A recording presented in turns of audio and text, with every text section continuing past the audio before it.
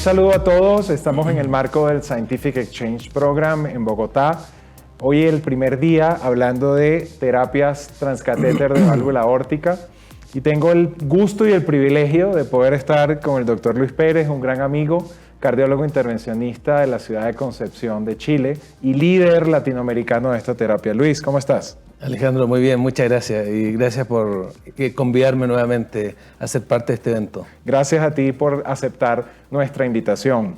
Luis, quisiera comenzar preguntándote cuáles son tus impresiones sobre el primer día de este Scientific Exchange Program y qué te ha parecido la interacción, la participación de los médicos y los temas que se han discutido.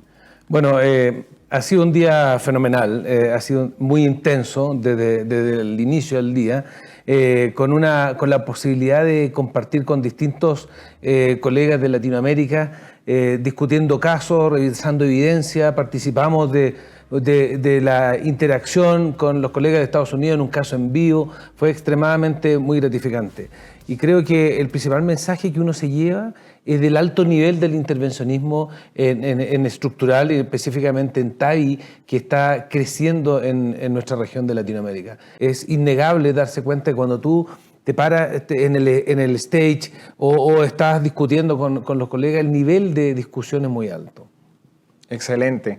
Y yo creo que eso va también de la mano con el nivel de los profesores. Seguro. Y yo me atrevería a decir que tú eres un profesor dentro de la región, has entrenado a muchos médicos en el procedimiento, has ido y participado en muchos eventos. Cuéntame un poquito desde esa perspectiva de profesor y de líder de opinión, ¿cómo ves el desarrollo de las nuevas generaciones y de los nuevos implantadores de TAVI en Latinoamérica? Sí, bueno, sí, afortunadamente he sido bendecido de tener esa oportunidad porque es algo que la educación y la transmisión de los conocimientos es una cosa que en realidad me apasiona, más allá de la técnica. Y bueno, y eso uno lo ve, tiene dos facetas. Una faceta en que tú ves el resultado cuando tú has enseñado y tienes un grupo que tú has proctorizado y ves su resultado después.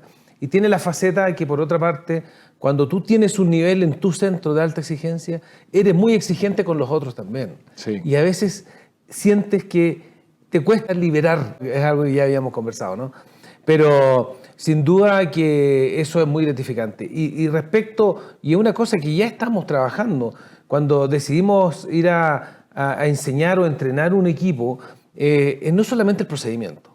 El procedimiento en TAVI hemos aprendido y cada vez aprendimos más que comienza antes. Comienza cuando estamos frente al paciente, cuando el paciente entra en nuestra oficina y lo vemos caminar y vemos la edad y vemos la expectativa de vida que tiene ese paciente. Luego analizamos el escáner, porque son una serie de decisiones que hoy en día hay que tomar. Es decir, ya no estamos tratando a aquellos pacientes que están al final de la vida, 85 años, y que le vamos a regalar 5 años, con suerte, con una válvula. Estamos en otro escenario. Por lo tanto, las exigencias para nosotros, como operadores, como proctors, como educadores, es cada vez más alta. Y ese punto que tú acabas de tocar es súper importante porque cada vez estamos tratando pacientes más jóvenes con mayor expectativa de vida con TAVI. Hasta hace algunos años era la cirugía el standard of care, o era la cirugía el tratamiento recomendado por guías y por consensos internacionales para esos pacientes de bajo riesgo que tenían una expectativa de vida mayor. Pero eso venía cambiando. Absolutamente. Y estamos siendo testigos de un cambio en directrices, en indicaciones y en evidencia científica. Coméntame algo en relación con eso. ¿Qué opinas? Bueno, sin duda es algo que veíamos venir, pero ya se nos acercó. Es decir, la evidencia sin duda ha demostrado que TAVI es igual o superior a cirugía en pacientes de alto, mediano riesgo, y en pacientes de bajo riesgo es al menos similar.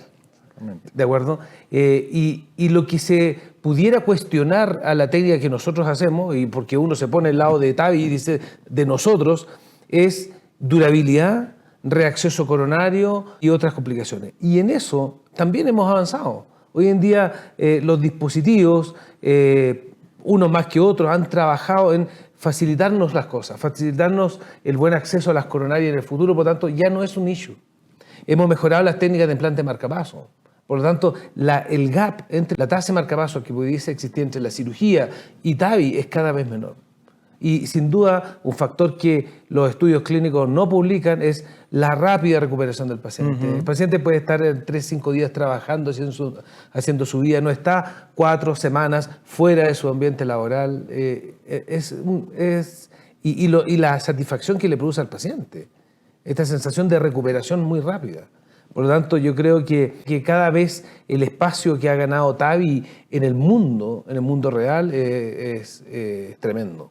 Qué buena reflexión. Yo creo que el beneficio del paciente en relación a la recuperación, a la corta estancia hospitalaria, a la reducción del riesgo de una esternotomía y obviamente las complicaciones, una mediastinitis, atelectasias, en fin. O sea, yo creo que todo eso se ha venido también a incorporar dentro de los beneficios que ofrece TAVI. O sea, le ofrecemos un procedimiento tan bueno, si tú quieres, si lo podemos decir, no inferior a cirugía o tan bueno como, con una rápida recuperación, menor trauma, menor estrés y una serie de otras complicaciones asociadas a un procedimiento tan grande como una cirugía. Sin duda la cirugía tiene un nicho aún, pero vamos, que TAVI ha ido extendiendo su nicho. Es decir, en la población de pacientes, y eso es el mensaje que tenemos que dar, ya no es aquel paciente de alto riesgo inoperable que le queda 5 años de vida. Hablabas ahora un punto interesante y viene a mi mente cuando hablamos de TAVI, porque inicialmente en los primeros estudios en aquellos pacientes de muy alto riesgo inoperable, solo teníamos 2 plataformas que de alguna manera eran las que se utilizaban. Por supuesto. Hoy en día ya tenemos una gran diversidad de plataformas, una gran diversidad de prótesis y lógicamente pues empiezan a crear también su camino y empiezan a crear su trayectoria dentro del grupo de pacientes tratados de TAVI. Y un punto interesante es el efecto de clase. Entonces, la gente dice TAVI y hablamos, digamos, del procedimiento, pero cuando hablamos de las prótesis, ¿cuál es tu percepción en relación con esto, en relación a las prótesis disponibles y lo que hablabas un poco de paciente joven, durabilidad? Integra, por favor, esos criterios. Pero no estaba pauteado y es una excelente pregunta.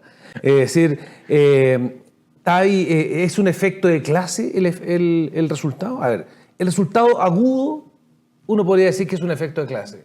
Porque vamos a corregir la estenosis, ojalá no vamos a dejar un leak, ¿verdad? Y vamos a tratar la tasa de marcapasos previo al alta y que se nos vaya en 24 horas. Es decir, ese efecto agudo, uno podría decir que es un efecto de clase. Sin embargo, lo que no es efecto de clase, que no es extrapolable, es la historia que llevan los 2 dispositivos más antiguos, o que tienen más estudios clínicos, más seguimiento. Hoy en día sabemos resultados de, en el caso de Evolus, 10 años de seguimiento en pacientes de bajo riesgo, STS de 3 puntos. ¿Okay? Eso no es extrapolable, eso no podemos decir al día de hoy que es un efecto de clase. Por lo tanto, si nos estamos moviendo a un paciente más joven que esperamos 10 años, tenemos que ofrecerle el dispositivo que le pudiera garantizar, al menos en lo publicado al día de hoy, una seguridad de ese tipo. Y ahí viene también un poco la confianza que el paciente deposita en el médico a la hora de tomar la decisión de cuál dispositivo y también, obviamente, cuál procedimiento. Yo veo un poco, dentro de la pasión que siento con esta técnica y con esta patología,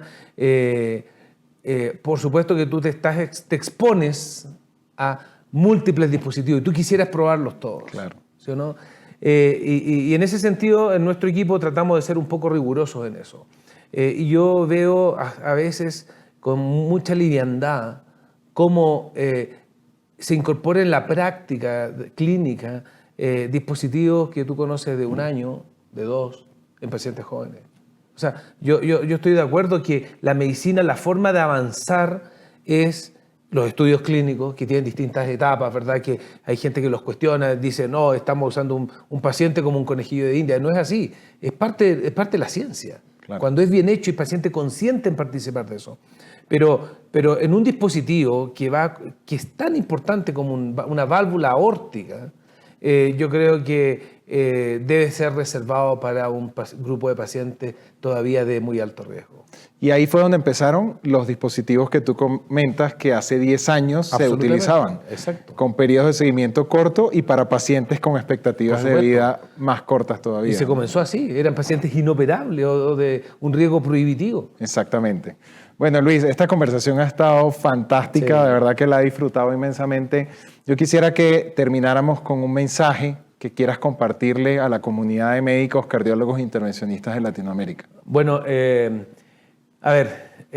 hoy en día el principal mensaje, nadie duda de la indicación de TAVI en estenosis aórtica y que TAVI se ha ganado un nicho en pacientes de alto, mediano o bajo riesgo, incluso pacientes jóvenes. Y por lo mismo creo que el mensaje, yo lo hice una presentación de hoy día, hay dos palabras claves o frases que cada vez que hablamos de TAVI tenemos que pensar hoy en día en la expectativa de vida del paciente y lifetime management y la durabilidad. Y para eso es fundamental que los implantadores, distinta sea su experiencia, o los nuevos implantadores, aprendamos a tomar una decisión en conciencia, bien considerando la edad de nuestro paciente y un análisis muy exhaustivo del escáner. Y como dijo Fabio el día de ayer, si nos presentan un paciente joven de 60 años, veamos por qué no puede ser la cirugía su primera opción. O sea, tenemos que tener esa visión. Lo que tú decías ahora, ¿no? Todavía hay cabida para ese procedimiento en algunos pacientes. Ese paciente, pacientes. si tiene 60 años, esperemos que a los 10 años le ponemos una TAVI, en 10 años más, pero tenemos que, parte del éxito de esta del éxito de esta terapia es que cuidemos la terapia.